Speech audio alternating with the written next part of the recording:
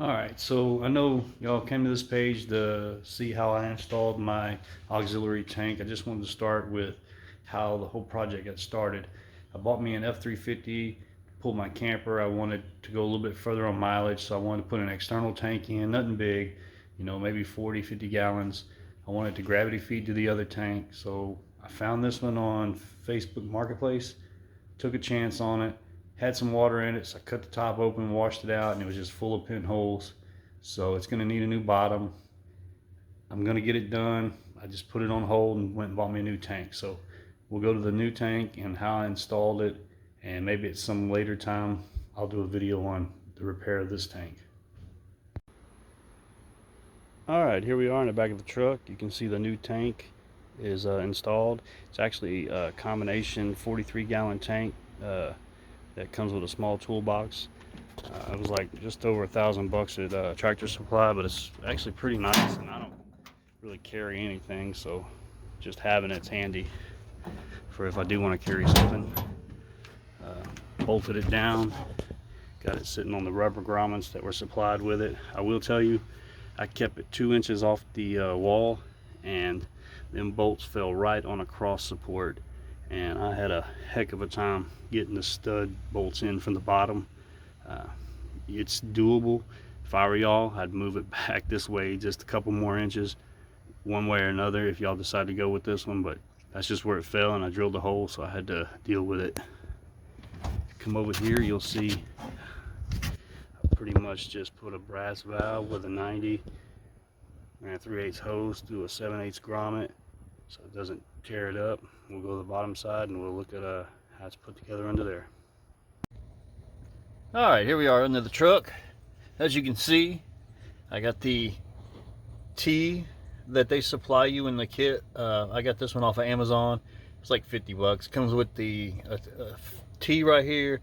Comes with 2 1.5-inch boots, which I didn't use because I didn't really need them. I just cut 1.5 inches out of here and slipped it right in. Used their supplied hose clamps.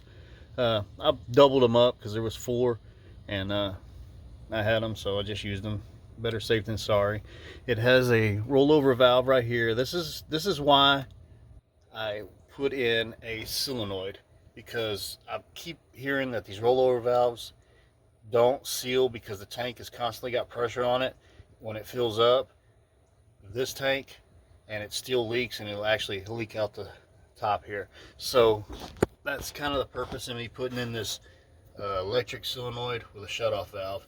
It's wired to an upfitter switch inside the cab, the number 1, and I just built this little stainless bracket, drilled some holes in it, mounted it. This bracket was actually for something else. I just bent it over and drilled some holes, mounted it to it.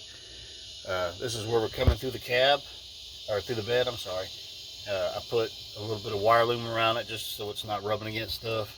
You got your inlet, got your outlet, come around here. Same thing, wire loom, just to protect it a little bit. Same thing there. And that's where it goes back into the T.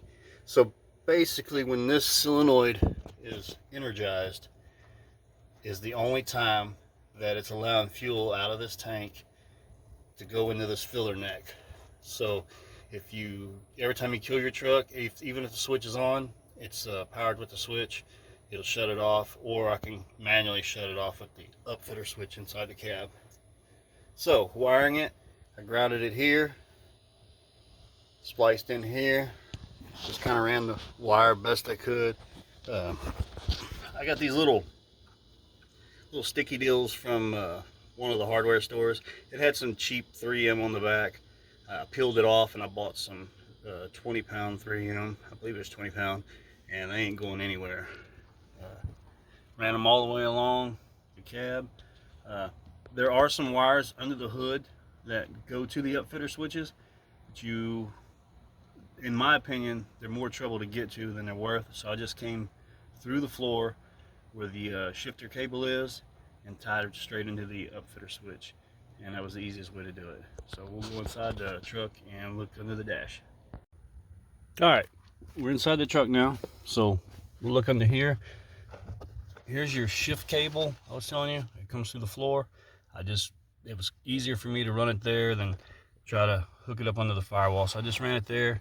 You see the red wire if you follow it. It's just tucked out of the way, comes across, and then I tied it in right there. Now, these 4 wires are your upfitter switches. The yellow one is the number 1, and I'm not sure about the other 3, but they were labeled when I cut them loose. They still had the factory wraparound. Matter of fact, I think they're labeled here too. Yeah, so you got a label here, tells you which one goes to which. The way this is designed is you put this switch, these wires, to these wires, and it's outside the cab. But like I said, they're hard to get to, so I just ran it in and went straight there. The yellow one is the auxiliary one, and that's the one I got it on. So when you turn the key on, it comes on, or I can manually turn it off. That's all there is to it, guys.